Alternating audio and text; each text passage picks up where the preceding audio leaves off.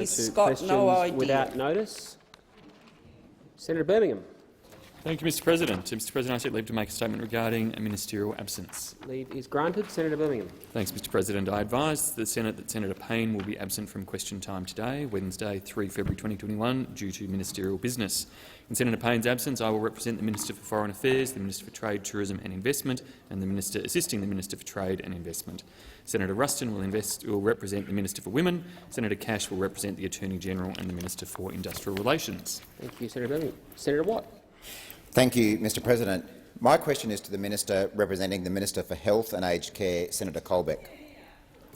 Yesterday in question time, the Minister said, and I quote, "The confidence that Australians have in the vaccines that we have available is going to be absolutely crucial to the take-up of vaccines across the country and to the protection of Australians, particularly those who are most vulnerable." Are the comments from Mr Craig Kelly assisting or hindering confidence in the vaccines? The Minister representing the Minister for Health and Aged Care, Senator Colbeck.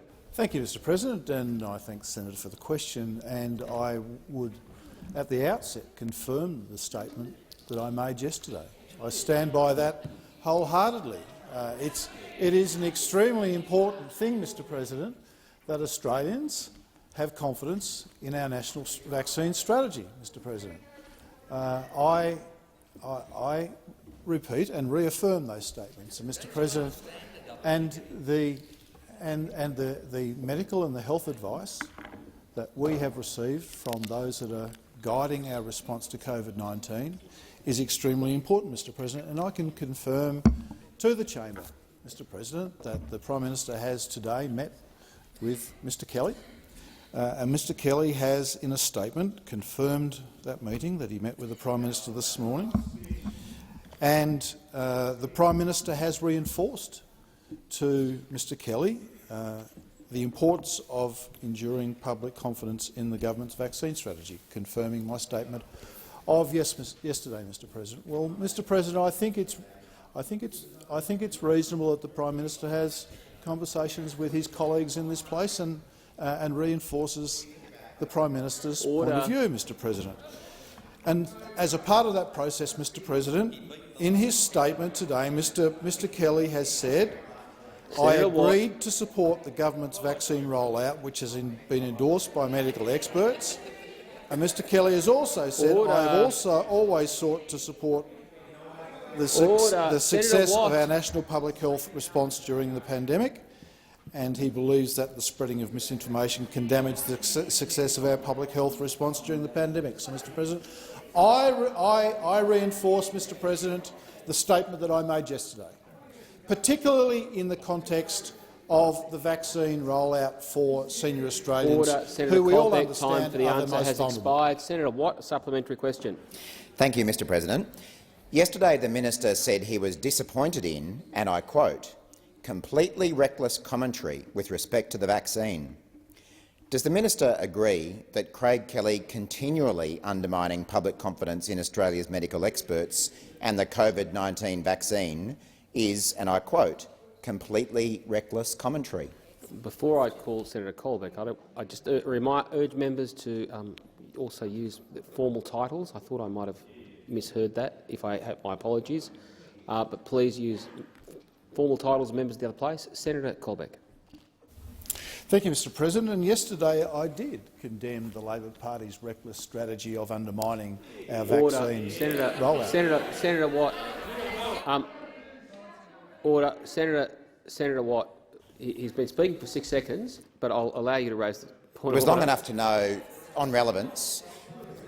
The question was clearly about Mr Kelly's comments, not about the Labor Party's comments, and the Minister should stick to Mr Kelly's comments. On the point of order, Senator Colbeck. Order. Senator Colbeck on the point of order. Mr President, Senator Watt was clearly misquoting what I said yesterday. Partially quoting my statements. Sorry, Senator Colbeck. Senator Wong, with respect, I do grant people some latitude to introduce their point of order before I call them.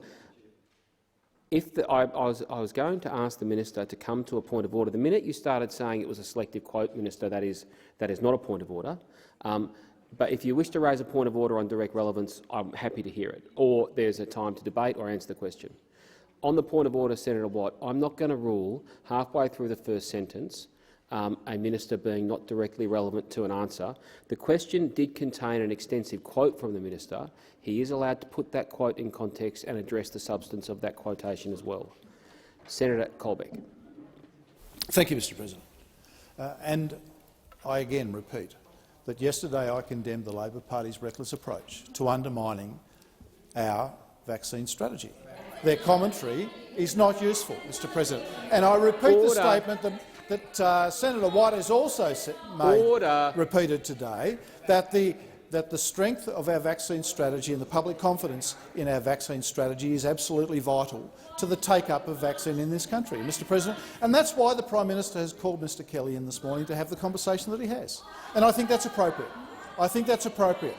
I don't support anybody who's providing information that undermines the national vaccine strategy we have, Mr. President. And I have to say Mr Kelly is getting more airtime by the publicity given to him by the Labor Party than he is by his own means, Mr. President. It's the Labor Party who's elevating this issue beyond where I believe it should be. Senator Watt is on his feet. Order. Senator Watt is on his feet for a final supplementary question. Senator Watt. Thank you, Mr. President. Mr Kelly has been spreading reckless and dangerous misinformation for months. Why has it taken so long for the Morrison government to tell him to stop? Is keeping Mr Kelly happy more important than the health and safety of Australians? Senator Colbeck. Thank you, Mr. President. The most important thing from this government's perspective is the health and safety of Australians and the confidence that Australians have in the vaccine rollout that we will commence very soon, Mr. President. That is the most important thing to this government. That's the most important thing. And so we will continue to do, on the advice of the medical experts, everything that we possibly can to ensure that there is a strong level of public confidence in the vaccination program that we are about to roll out, and that Australians can, with confidence, take up the vaccine that's going to be provided as a part of that rollout process, Mr. President. That is the most important thing to this government and to me, Mr. President, in my ministerial duties. Watt. And that's what we will continue to reinforce, that we have a strong, health-based, supported by expert evidence and the great work of our world-class TGA advice to have confidence in the vaccination rollout. Senator O'Sullivan. Thank you very much, Mr. President. My question is to the Minister for Defence, Senator Reynolds. Can the minister update the Senate on the devastating situation occurring in Perth right now with the Warraloo bushfire that's burning out of control in Perth's eastern suburbs? The Minister for Defence, Senator Reynolds. Well, thank you very much, Mr. President, and I thank Senator O'Sullivan for the question. A bushfire is burning at the emergency warning level in the shires of Mundaring, Chittering, Northam and the city of Swan, 27 kilometres north-east of Perth, an area I know well and love, as I know all Western Australian senators do. The bushfire remains uncontained and out of control. The West Australian Department of Fire and Emergency Services has confirmed that 71 properties at least have been destroyed, and the bushfire has so far burned over 9,000 hectares. I'm advised that no lives have been lost and no one is yet unaccounted for. However, there remains the potential for wind changes, maintaining very unfavourable conditions. We urge everyone to stay aware of their surroundings and follow the advice from local emergency management authorities. While weather conditions have been hampering firefighting efforts, our emergency services personnel are, once again, showing their professionalism and their dedication and their heroism in the face of these extreme conditions. On behalf of Minister Littleproud, on behalf of the federal government, and I know all senators in this place, I thank everyone who is contributing and working so hard in the firefighting effort to protect these communities and to ensure that there is no loss of life. Our thoughts and our prayers are with the people of Western Australia and with all of our emergency services and, most importantly and most sincerely, with all of those impacted by these horrific fires. Senator O'Sullivan. Mr President, I thank the Minister. Can the Minister outline what federal support, including ADF assistance, has been made available to support WA authorities with this threat? Senator Reynolds. Thank you again, Mr President, and Senator O'Sullivan. The Australian Government has acted swiftly in support of the Western Australian Government's response. The Australian Government Disaster Response Plan has been activated by Minister Littleproud. He is also activating Australian Government disaster payments for those most affected in the Mundaring and Swan local government areas.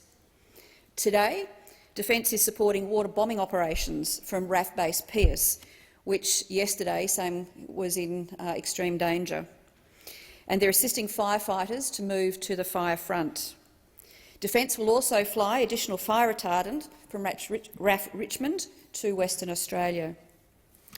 Last year, Defence completed a strategic review of Operation Bushfire Assist to ensure that our support to natural disaster was optimised. Consequential changes are now making it easier for Defence to assist states and territories, and I thank all senators who supported Senator Reynolds. A final supplementary question, Senator O'Sullivan. Thank you, Mr President. Can the Minister update the Senate on Defence's assistance to WA authorities and their COVID-19 response as well? Senator Reynolds. Thank you again, Mr President, and Senator O'Sullivan.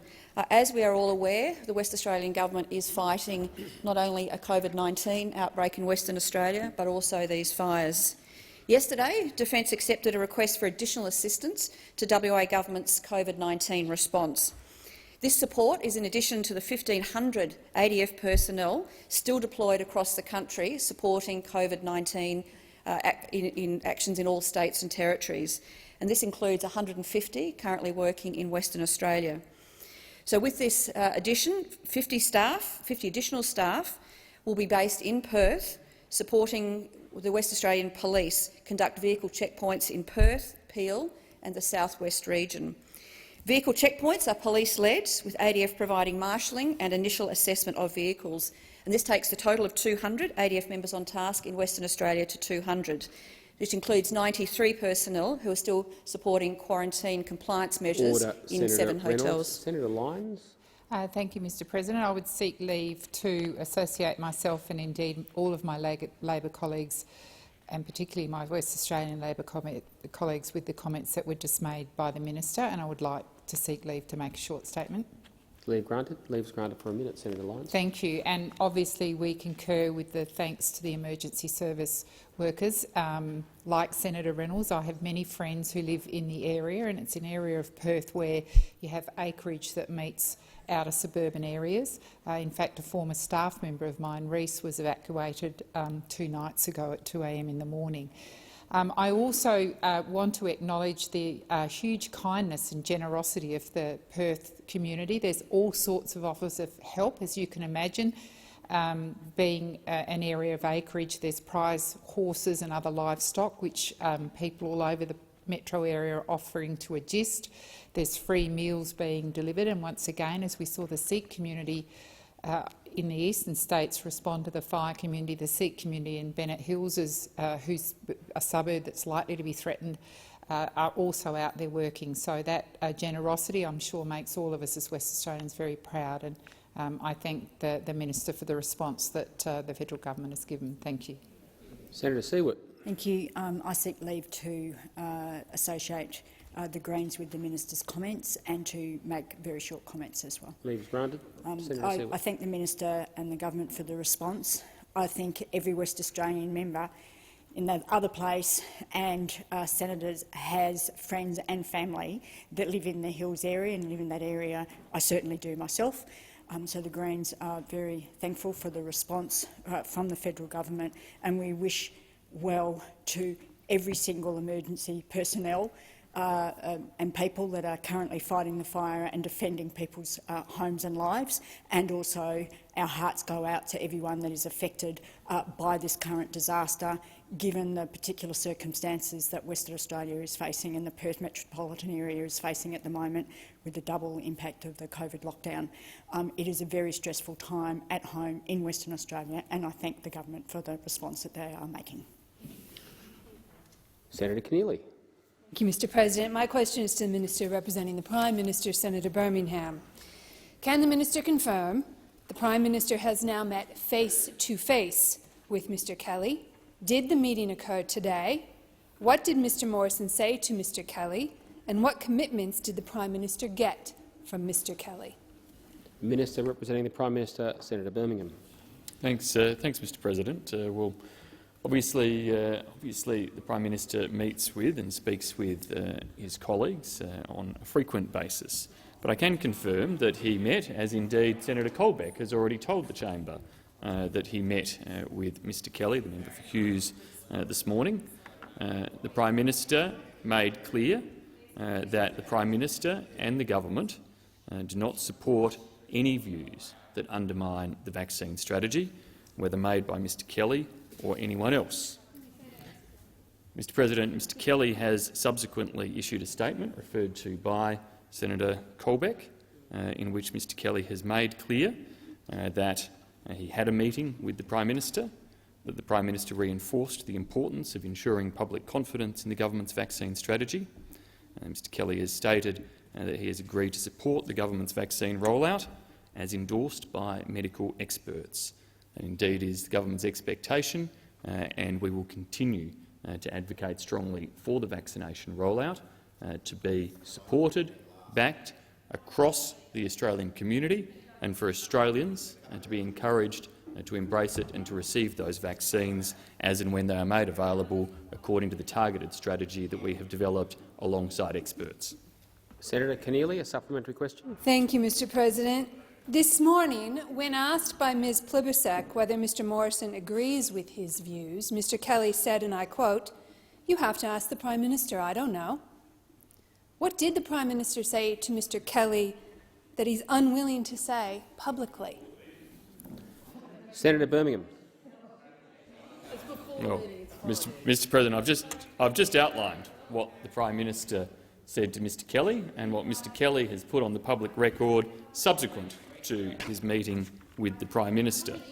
Now, I have no doubt that, as the Prime Minister has done time and time again, he would reinforce in the other place, in any meeting, the importance of the vaccination strategy and indeed the evidence upon which our vaccination strategy is built. It's a $6.2 billion vaccination strategy, Mr. President, a $6.2 billion vaccination strategy that entails 4 separate purchasing arrangements for 140 million doses, 140 million doses of vaccine to be made available to the Australian Senator people. Birmingham, Senator Wong on a point of order. I repeat, I'll give Senator Rennick leave to make statements if he wants to have them. Please resume Tell us your what you seat. think. Senator Wong, please resume your seat. I was calling both of you to order.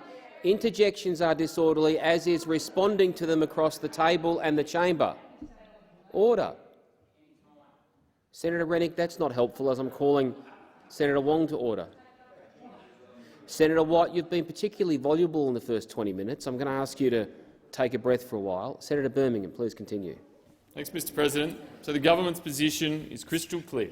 We have worked alongside our health experts, as we have at every stage of the pandemic, in terms of the procurement strategy, the distribution strategy, and our focus, with absolute focus and resolve, is on seeing that strategy implemented. I'm having trouble hearing Senator Birmingham. Not usually a problem Senator Birmingham has. It means there's way too much noise coming from the chamber. Senator Keneally, a final supplementary question. Does Mr Kelly's public statement acknowledging the damage of disinformation extend to Mr Kelly removing all content peddling disinformation from his Facebook, Parler, Telegram or any other social media accounts? Has Mr Morrison asked Mr Kelly to post his statement on his social media to warn his followers of the damage of disinformation? Senator Birmingham. Thanks, Mr. President. Well, Mr. Kelly's statement, as I've referenced, is publicly available. It's publicly available on social media platforms as well, and we expect that Mr. Kelly will work within the terms and content of that statement. Order, Senator Keneally, on a point of order. I did directly ask if Mr Kelly would remove the content he's already posted. The minister's answer provided an answer that he would, in future, not post any new. I asked the minister if he can answer that question. That was the conclusion of your question. If I had a better chance of hearing, Senator Birmingham, I'd be in a better chance to rule on points of order. So, on both sides of the chamber, I asked people to not interject and to not take the bait and respond to interjections. Senator Birmingham. Oh, that was Senator Birmingham was concluded. Senator Hughes. Thank you, Mr. President. My question is to the Minister for Employment, Skills, Small... Order. Order. Senator Hughes, please stop. Order. Can people at least pretend and hold their breath for 10 seconds after I call people to order? I mean, there was not even 3 words out of Senator Hughes' mouth there before the interjection started. It's going to be a long year if that's the case. Senator Hughes, start again, please. Thank you, Mr. President. My question is to the Minister for Employment, Skills, Small and Family Business, Senator Cash. Can the minister please update the Senate on how the Morrison government is continuing to build a stronger Australia by supporting Australians to undertake an apprenticeship and developing Australia's skilled workforce through its $74 billion JobMaker plan? Minister for Employment, Skills, Small and Family Business, Senator Cash. Very much, Mr. President, and I thank Senator Hughes for her question. Mr. President, as we know, the Morrison government is investing in ensuring that Australia has the skilled workforce that Australia needs. Without a doubt, looking at the Morrison government's investments, we have made skills development at the absolute heart of our economic recovery from COVID-19. And in fact, as we now emerge in 2021 from the impacts of COVID-19, we will continue to build on our record of skills reform to support, in particular, new apprentices into training. 2 of the signature policies of the coalition governments are the Job Trainer policy signed with all states and territories, a joint commitment releasing almost 320,000 new low-cost or free training places. The key is in areas of labour market demand into the training space, but also the boosting apprenticeships commencement. It's been a tough year for employers, and the boosting apprenticeships commencements wage subsidy is all about assisting employers to bring a new apprentice or trainee into their workplace. The boosting apprenticeship commencement subsidy, it supports employers of any size, in any geographic location, in any industry, to sign up a new apprentice with a 50% wage subsidy up to $7,000 a quarter, running through until the 30th of September 2021. Mr. President, there's still 9 months of the program to run. And what we've seen to date is over 29,000 employers, and I'm very pleased to say this includes 21,000 small businesses, register over 73,760 new trainees or apprentices for the program. This includes bricklayers, 5,600, carpenters and joiners, 4,700 electricians, 4,600 sales assistants, 4,000 automotive electricians and over 3,800 hospitality workers. Senator Hughes, a supplementary question. Thank you, Mr. President. Can the minister outline to the Senate how the government's early action through the Supporting Apprentices and Trainees wage subsidy supported small businesses to keep apprentices on the tools and supported small businesses with their cash flow through the worst of the COVID-19 pandemic? Senator Cash. Well, Mr. President, as I've just said, we put in place the Boosting Apprentices and Trainees wage subsidy. That is to bring into the system 100,000 new apprentices and trainees. But of course, when COVID-19 hit, we understood as a government we needed to provide critical support, in particular to small businesses, to keep the apprentices or trainees they already had in training on the job. That was one of the first economic responses that the Morrison government put in place in relation to the COVID-19 pandemic. The Supporting Apprentices and Trainees wage subsidy, it has now supported more than 58,500 small and medium businesses to keep 117,000 apprentices and trainees in work to date, because that's where we need them, on the job. Over 17,000 electricians, 22,000 carpenters, joiners and bricklayers, 5,500 hairdressers. They have all been kept on the job because of the policy that the coalition government, the Morrison government, put in place. Senator Hughes, a final supplementary question. Thank you, Mr President. Minister Cash, how will the government's record skills investments support labour market recovery and help Australians find secure work as we emerge from COVID-19?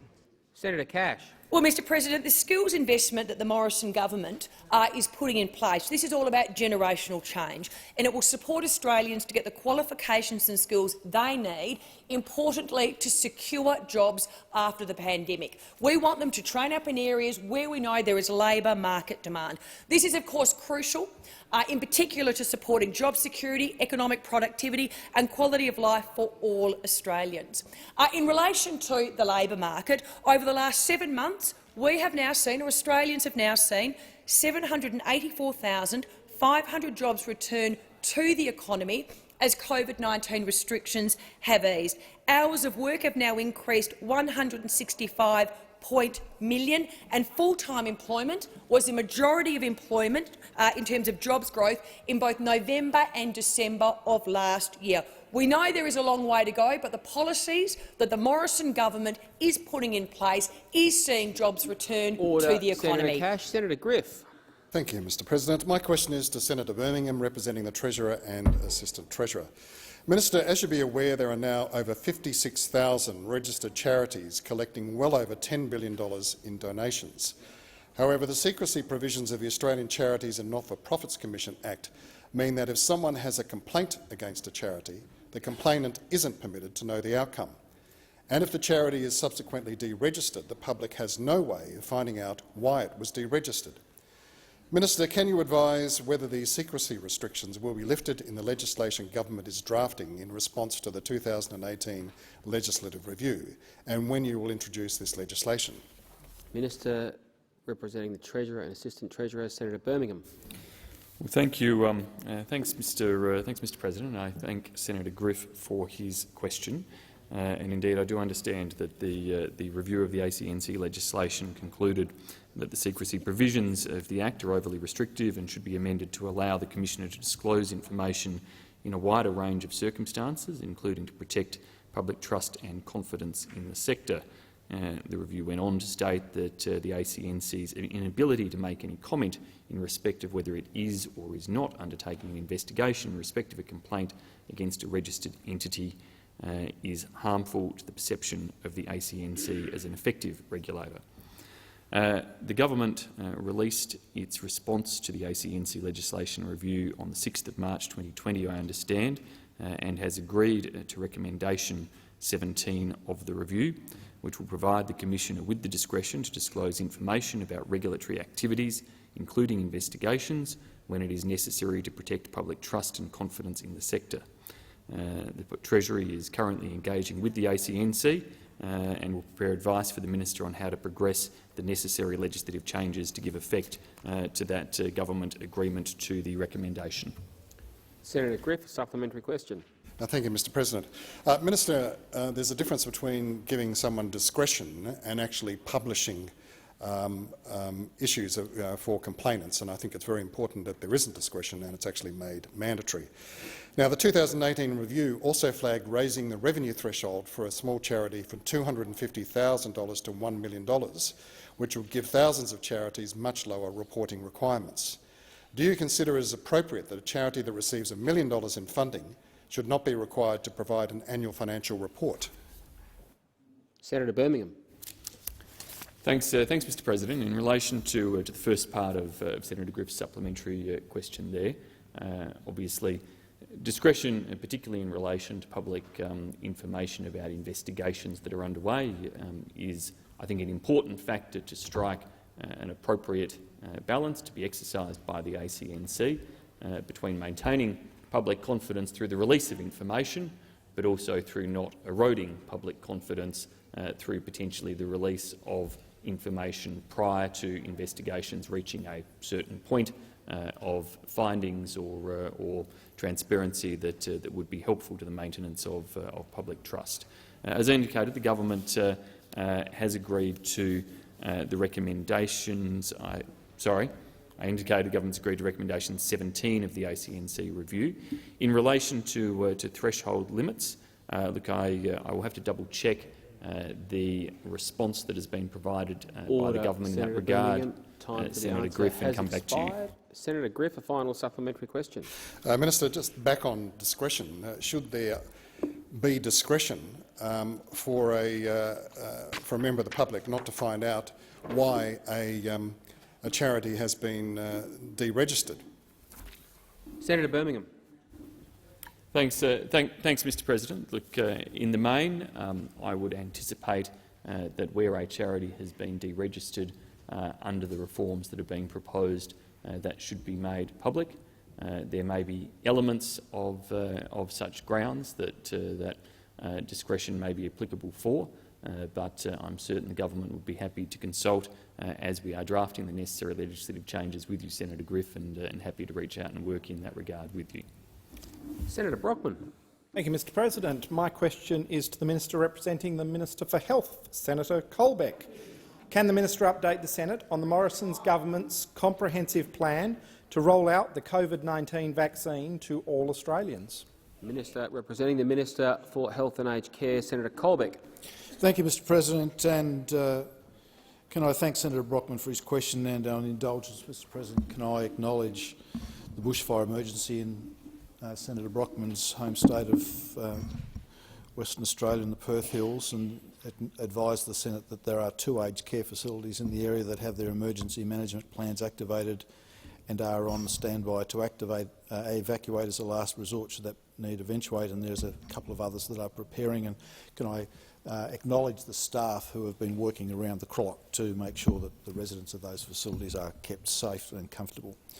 Mr. President, the vaccination of Australians against COVID-19 will commence later this month, and we are working to ensure an orderly rollout to priority groups which is safe, effective, Mr. President, and well explained.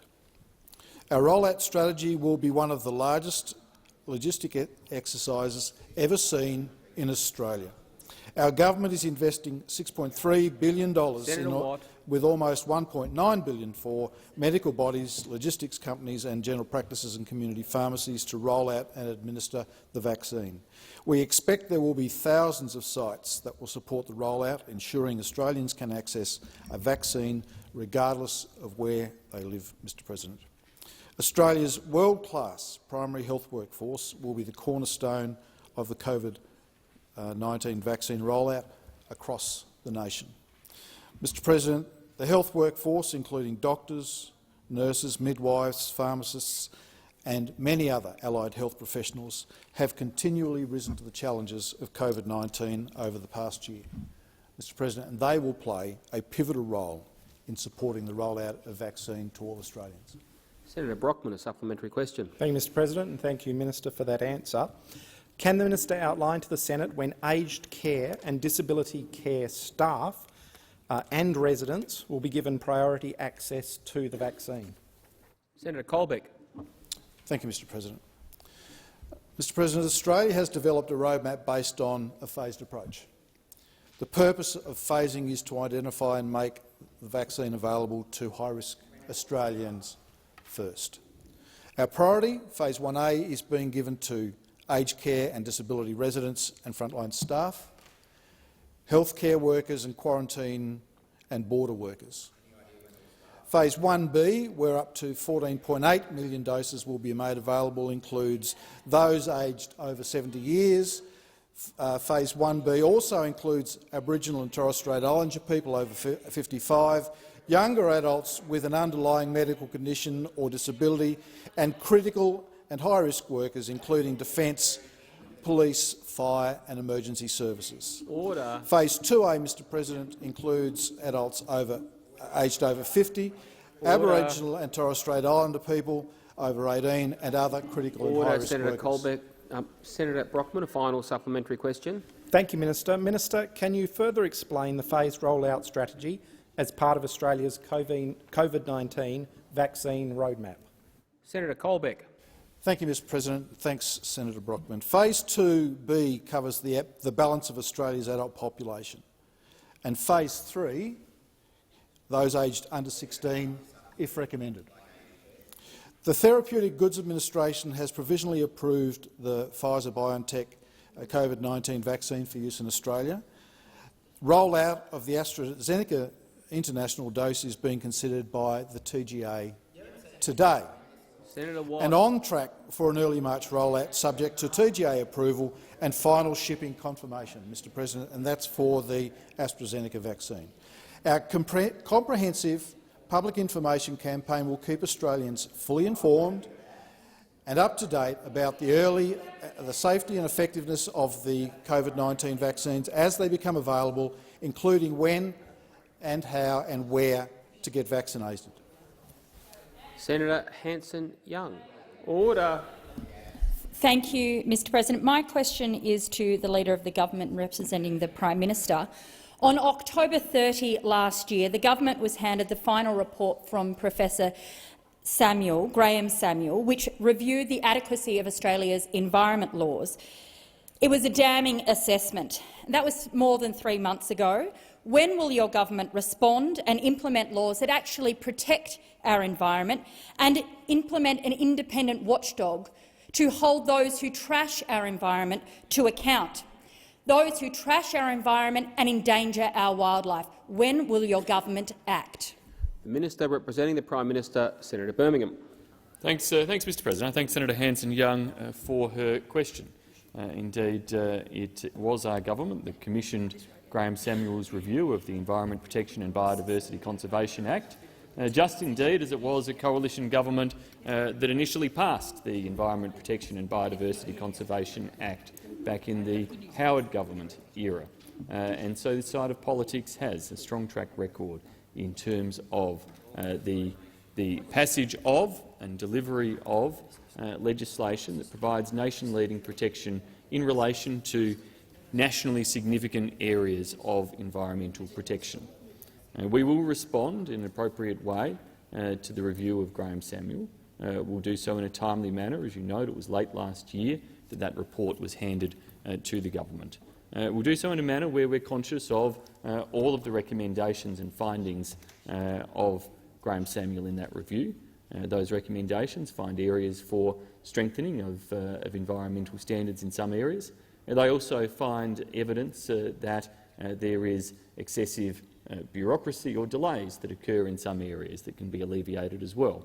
And so our government is determined to make sure that in terms of the operation of our environmental laws in Australia, they should operate for the protection of our environment, but they should not unnecessarily act as a handbrake in relation to economic progress and development, and particularly at this time of economic recovery from the COVID-19 pandemic. It is essential that those laws, where possible, also facilitate growth of job opportunities and employment opportunities, and avoid, wherever possible, duplication between Commonwealth laws and state and territory laws, or Commonwealth approvals processes and state and territory approvals processes. And so we will respond to that report and, as appropriate, bring different packages of legislation to the Parliament. Order. Senator Hanson-Young, a supplementary question. Thank you, Mr President. The independent reviewer, Graham Samuel, said in his report the government should remove the exemption of regional forestry agreements from the EPBC Act and require logging in native forests to be assessed against national environmental standards. Does the government commit to doing this, and when will you do it? Senator Birmingham. Thanks, Mr President. We will respond to the report in a comprehensive way, as the government always does. Professor Samuel made many findings in relation to his report, including findings in relation to forestry. He also made findings in relation to the way in which the EPBC Act operates, as I said, for the environment, but also for business. We will work alongside stakeholders as we finalise our formal response to the recommendations. And in fact, I understand that Minister Lee met last week with the stakeholder group to discuss the process and the work around responding to those recommendations. Professor Samuel's work was comprehensive. He engaged extensively across Australia, and so we will make sure we apply a comprehensive approach to responding to that report too. Senator Hanson-Young, a final supplementary question. Thank you, Mr. President. Former Prime Minister Bob Hawke saved the Franklin from damming. Malcolm Fraser saved the whales from whaling. Is this Prime Minister a leader that will save our native forests? Senator Birmingham. Well, Mr. President, we will work hard indeed to ensure, in responding to this report, we do so in ways that save native forests whilst also saving forestry jobs. We'll work hard in ways as well, as our government is doing across the board in terms of other aspects of environmental leadership. This is a government that has banned the export of plastic wastes from Australia. This is a government that is investing significantly in terms of the recycling and reuse capabilities of Australia, showing environmental leadership in terms of the reforms that are there and the actions being taken by Prime Minister Morrison in particular there to provide for better management of plastics in Australia, environmental leadership in that space, and will continue to do so in that space and others around the protection of Australia's unique, nationally significant environmental assets, and that's indeed what the EPBC Act, implemented by a coalition government, was designed to do, and we'll make sure our response to this review delivers upon that. Time for the answer has expired. Senator Patrick. Thank you, Mr. President. My question is for the Minister representing the Minister for Energy and Emissions Reduction, Senator Seselja. The federal government promised to release the electric vehicle strategy in 2019. It didn't come. Neither did it come in 2020, and we now find ourselves in 2021 still waiting. The vacuum in federal leadership on electric vehicles is now being filled by state, territory and even local governments going ahead with their own disjointed plans. This is somewhat reminiscent of Australia's rail track fiasco, which resulted in the country having a mismatch of narrow, standard and broad gauge rail scattered across the nation. Just how long will it take for the Morrison government to come up with a national strategy for electric vehicles? What is the delay to this important strategy? The Minister representing the Minister for Energy and Emissions Reduction, Senator Seselja. Thank you, Mr. President. Thanks, Senator Patrick, for the question. The Morrison government is committed to enabling consumer choice when it comes to new vehicle and fuel technologies. So this follows, of course, our technology, not taxes approach to reducing emissions. So we are developing, directly to answer your question, we are developing a future fuels strategy that considers all of these new technologies, not only EVs. This includes hydrogen, fuel cell vehicles, hybrids and biofuels.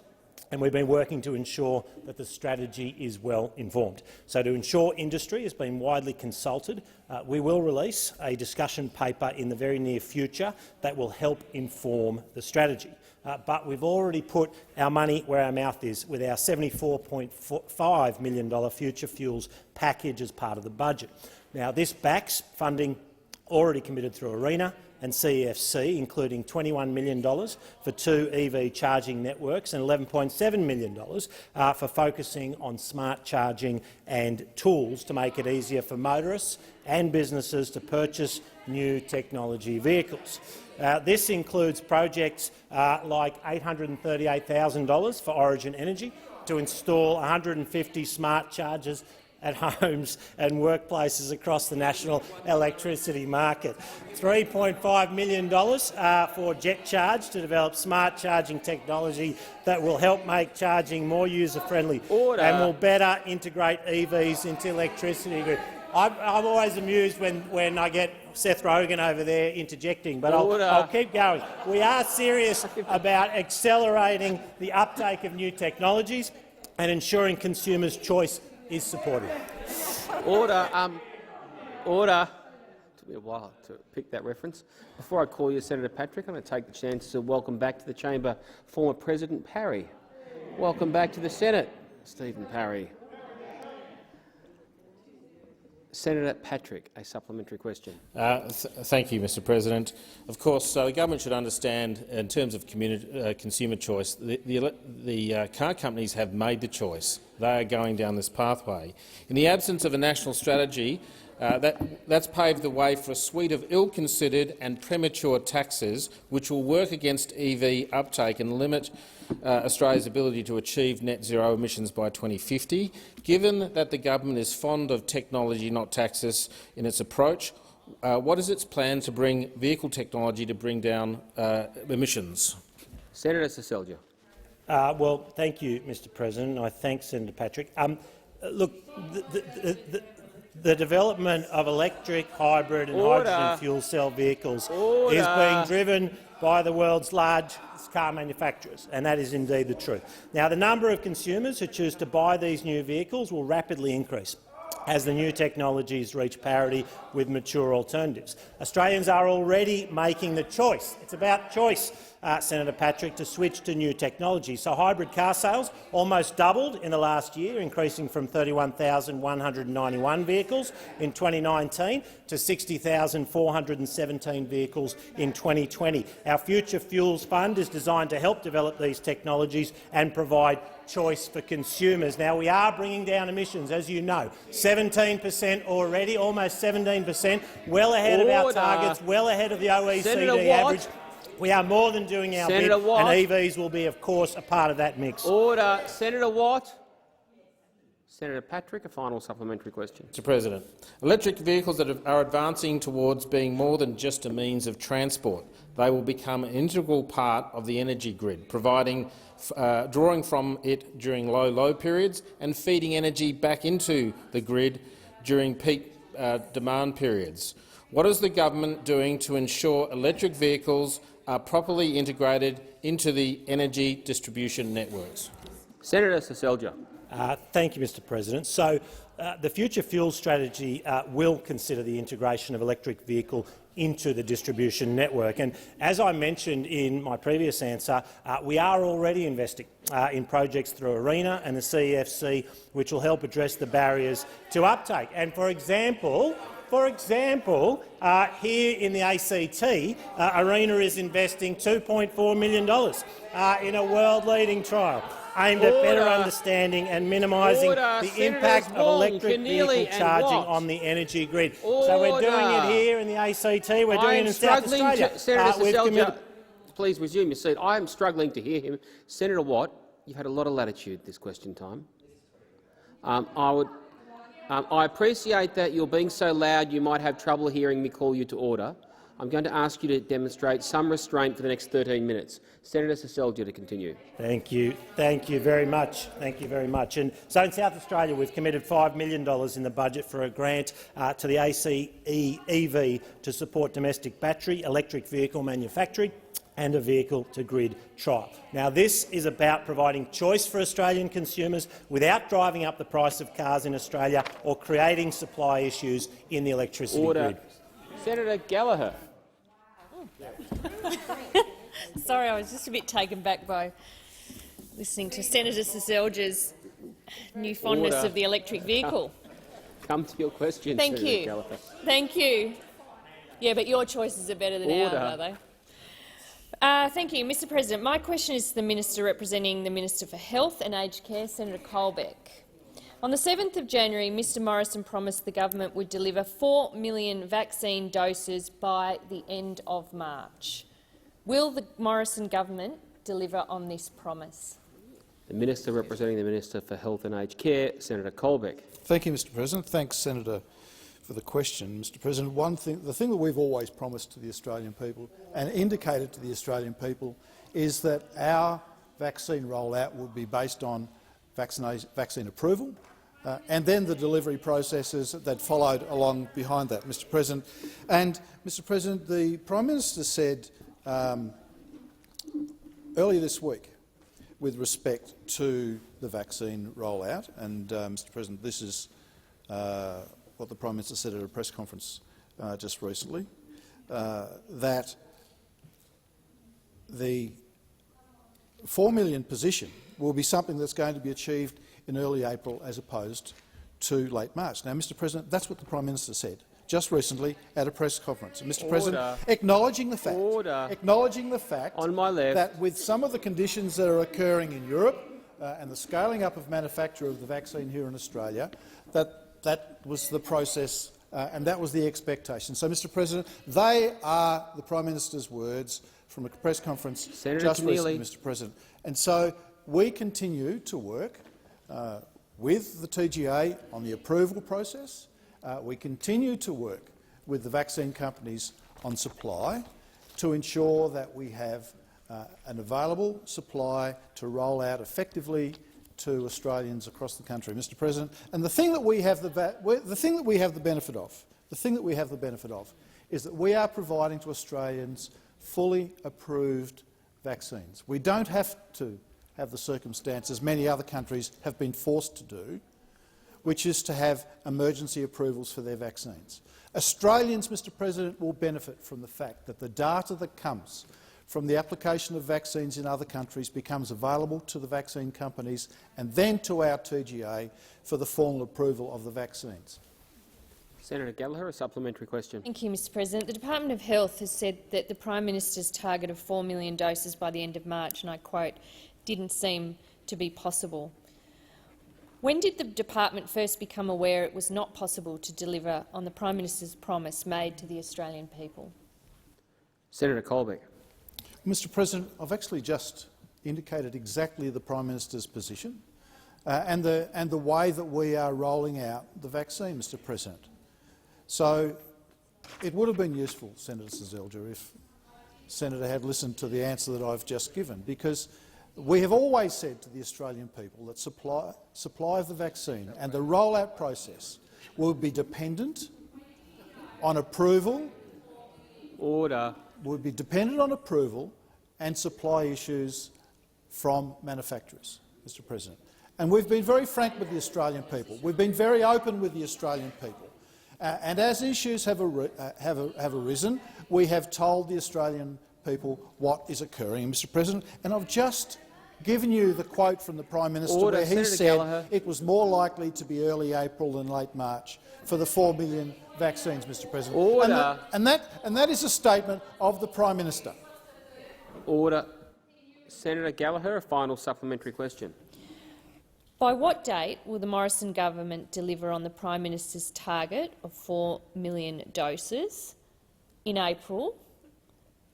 And will Mr Morrison accept responsibility if he fails to deliver on this promise? Senator Colbeck. Mr President, it is really disappointing that the Labor Party continue to not listen to the answers that are quite genuinely provided to them and continue their reckless campaign to undermine the rollout strategy that we are running, Mr President. The recklessness of the Labor Party in trying to undermine the confidence of Australians in our vaccine strategy really should be condemned, Mr President. We have said consistently that the rollout and availability of vaccine would be dependent on approval by the Therapeutic Goods Administration, and we now fortunately have the Pfizer vaccine approved, and once it was approved it could then be shipped, it could be tested by the TGA to ensure that it would do what it said it would do and was safe to provide to Australians, and we're now going through the process of the approval of the AstraZeneca vaccine, Mr President, and we will continue to work with the companies and the TGA on a safe rollout of our. Senator McMahon. Thank you, Mr President. My question is to the Minister representing the Minister for Resources, Water and Northern Australia, Senator Ruston. Can the Minister please update the Senate on the Morrison-McCormack government's plan for a gas-fired recovery, including the recent heads of agreement reached with the East Coast LNG exporters? The Minister representing the Minister for Resources, Water and Northern Australia, Senator Ruston. Thank you very much, Mr President, and I thank Senator McMahon for her question and her deep interest in all things resources, particularly in your home territory of the Northern Territory. Well, I think everybody understands that cheaper and more reliable energy is going to be absolutely fundamental to the economic recovery of Australia as we recover from the COVID pandemic. And it's particularly going to be very much important for our JobMaker plan as we get Australians back into work and back fueling our economy. So our gas-fired recovery is absolutely essential and will be supported by the reset of the East Coast gas market.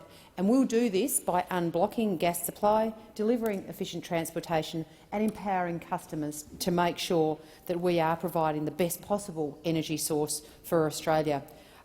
Last month, the Coalition announced a new heads of agreement with the 3 East Coast LNG exporters operating out of Gladstone. And this means all uncontracted gas produced by LNG projects will now be offered to the domestic market at internationally competitive prices before it is offered into the international market. And this agreement, alongside the Australian Domestic Gas Supply Security Mechanism, will continue to put downward pressure on the prices of gas to ensure more gas is offered in the domestic market at a more affordable and competitive rate. Simply put, what we've done will push down the prices and increase as a result of increasing supply. And that means Australian businesses, Australian families will have the affordable and reliable gas that they need. And it's about making sure that Australian gas works for Australians, whilst supporting economic growth and backing the very, very important regional jobs that are on the back of this very important sector.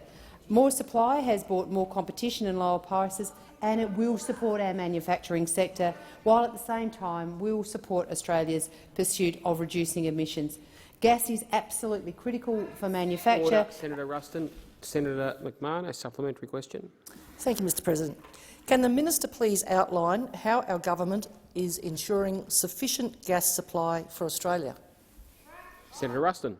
Thank you very much, Mr President. Well, the Morrison-McCormack government is delivering 5 strategic basin plans to unlock new gas potential across Australia. We're starting with the Beetaloo Basin, which is in your home territory of the Northern Territory, as well as the Northern Bowen and Galilee basins in Queensland. The government has announced a commitment to provide up to $50 million for the exploration of the Beetaloo Basin, plus $173 million to upgrade the roads to make sure that access is essential. So the Beetaloo Basin will bring jobs, Senator McMahon. I know that's something that's very, very important in your home territory, as well as much-needed investment to Northern Australia, but most importantly, affordable gas prices.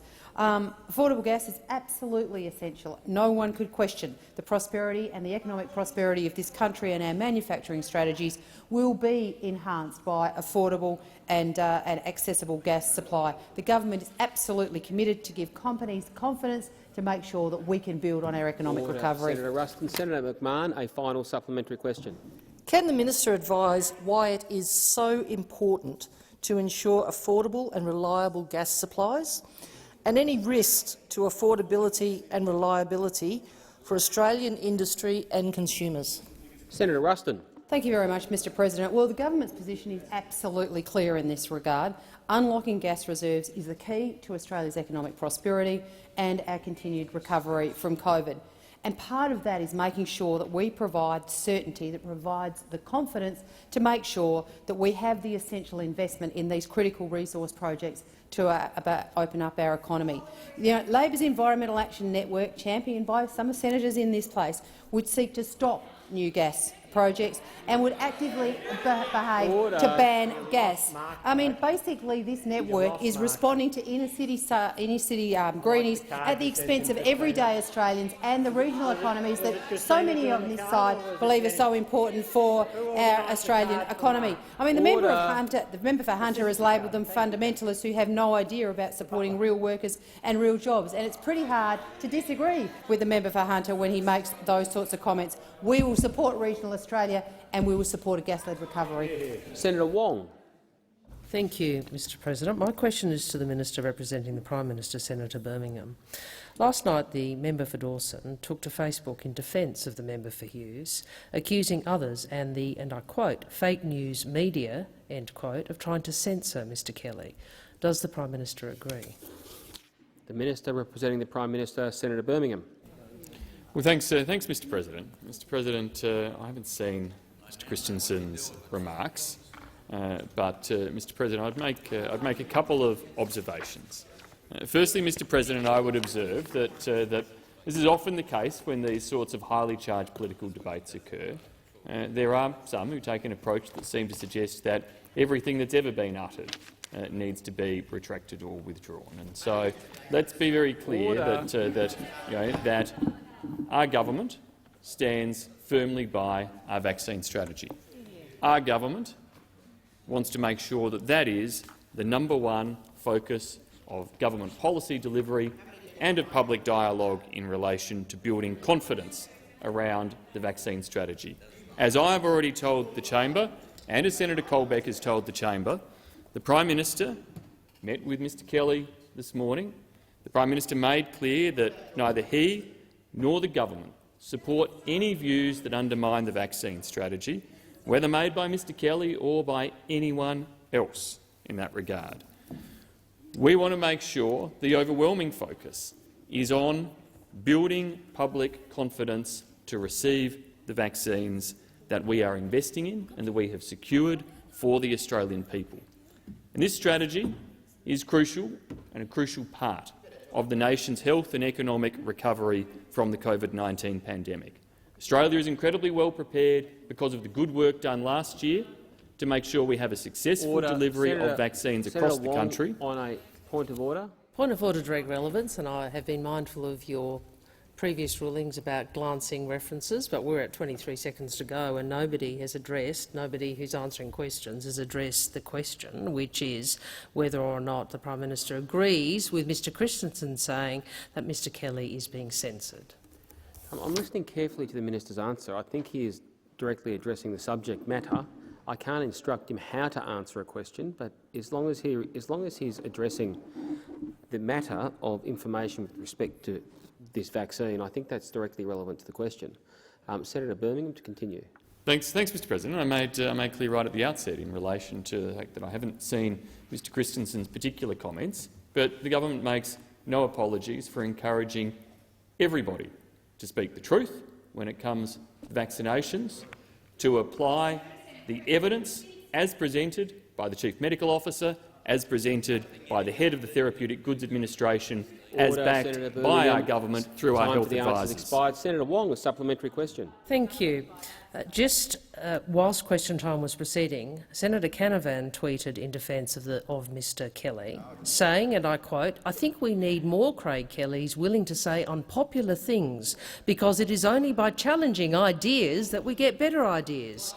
Does Prime Minister Morrison agree with Senator Canavan's comments in relation to Mr Kelly? And if he does not, will he make clear that Senator Canavan's comments do not represent the position of the Morrison government? Order. I'll call Senator Birmingham when I'll be able to hear him. Senator Birmingham.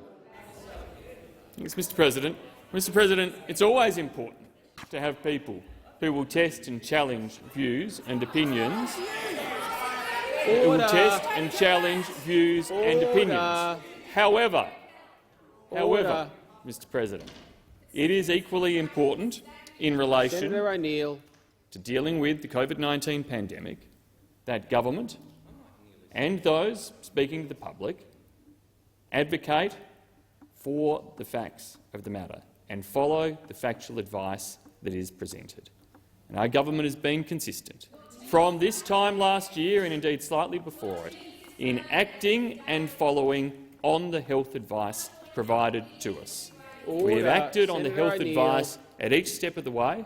That health advice has served the nation well, and we have acted on the health advice in relation to the vaccination strategy that's being developed, and we will continue to follow that health advice in delivering upon that vaccination strategy. Senator Wong, a final supplementary question. Can the Minister representing the Prime Minister please explain why the Prime Minister refuses to publicly repudiate his own MPs?